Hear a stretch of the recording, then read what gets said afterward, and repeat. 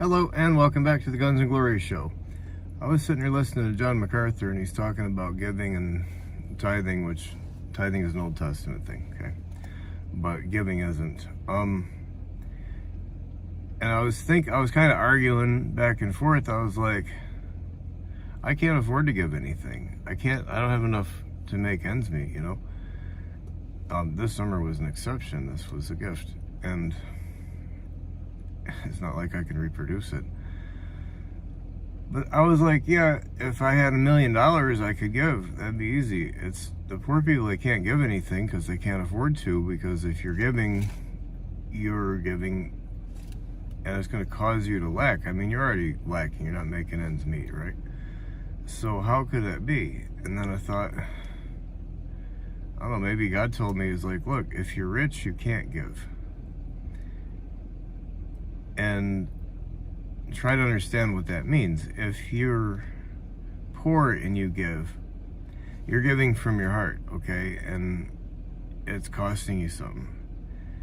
If you're rich and you give, you're giving out of your wallet. It's just a surplus. It doesn't really matter. You can't connect to that. I think they try, but I don't think you can really, for the lack of a better term, connect with that.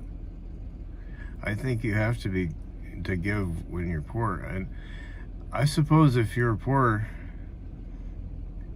and being poor to me is anything where you don't have enough to make your bills, you don't have your needs or your wants.